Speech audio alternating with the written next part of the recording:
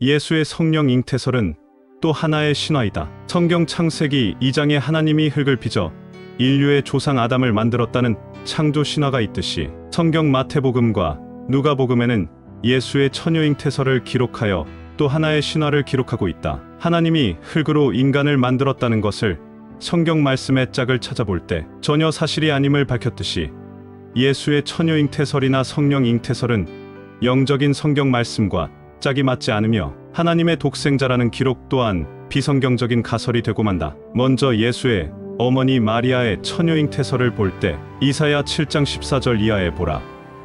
처녀가 잉태하여 아들을 낳으리니 그 이름을 임마누엘이라 하리라. 그가 악을 버리고 선을 행할 줄 알 때에 미쳐 버터와 꿀을 먹을 것이라 하는 말씀에서 보는 것처럼 처녀가 잉태하여 아이를 낳는다는 것 역시 세상의 여자를 말하는 것이 아니고 영적 처녀가 영적 아들을 낳는다는 말씀이다. 육적인 처녀가 육적인 아들을 낳는다고 하는 것은 영적인 하나님의 말씀에 부합되지 못하는 것이다. 버터와 꿀을 먹는다는 말 역시 성령으로 거듭난 이긴 자 구세주가 출현할 때 영적 양식이 되는 생명과일을 먹게 된다는 의미로 보아야 올바른 해석이 된다. 또 이사야 34장 16절에 하나님의 말씀은 짝이 맞지 않으면 하나님 말씀이 아니라고 하였듯이 성경에 기록되어 있어도 말씀의 짝이 맞지 않으면 거짓으로 꾸며진 가설이요 신화가 되는 것이다. 만약 이사야 7장 14절의 처녀 잉태설을 인용하여 마태복음 1장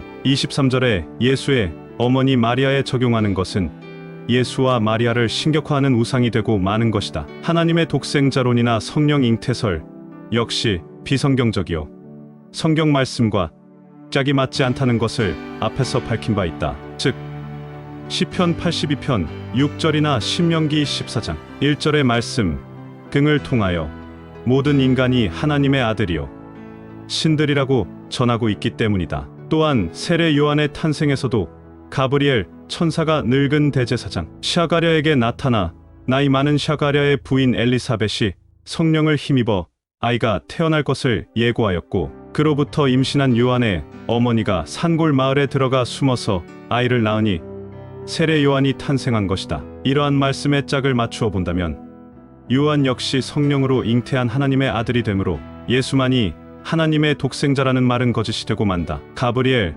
천사가 예수의 어머니 마리아에게 나타나 성령으로 아이를 잉태할 것이라 했을 때에도 마리아는 자기는 사내를 알지 못하니 아이를 잉태하는 것을 두려워했다는 내용이 있다. 사실 그 당시 유대 율법에 압이 없는 처녀가 임신하게 되면 돌로 쳐서 죽이는 관습이 있었기에 더욱 무서워했던 것은 사실일 것이다. 그것을 증거해 주는 것이 유대 여인이 간음하여 예수 앞에 끌려와서 모세의 율법에 간음자는 돌로 쳐서 죽여라고 되어 있는데 예수는 어떻게 할 것인지 물으니 예수는 땅바닥에 글을 써서 죄 없는 자가 먼저 돌로 쳐라고 했다. 그러자 이를 본 사람들이 아무도 돌을 던지지 못하고 물러갔으며 간음한 여자는 목숨을 구할 수 있었던 것을 보면 알 수 있다. 그래서 임신하게 된 마리아는 요한의 어머니 엘리사벳이 그랬듯이 친척되는 엘리사벳이 숨어있는 산골 마을에 찾아가서 서로 위로하며 석 달을 같이 지내다가 마리아와 정혼한 목수 요셉이 마리아를 데리고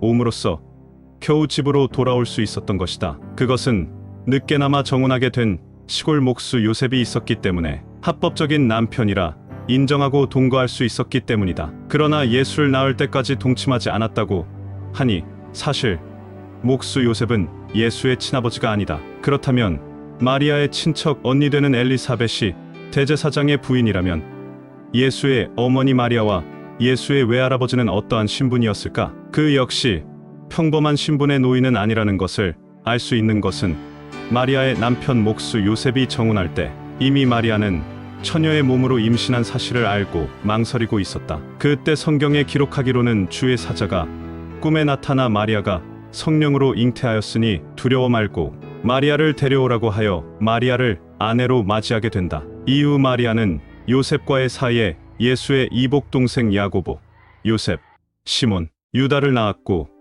그들이 성장하여 예수의 가나안 혼인 잔치집에 초대받아 마리아의 종들과 함께 시중을 들기도 한다. 즉 마리아는 많은 시종을 거느릴 정도의 부유한 집안의 자녀임을 알 수 있으며 잔치집에서 부친되는 목수 요셉의 이름은 거론되지 않고 있다. 감사합니다.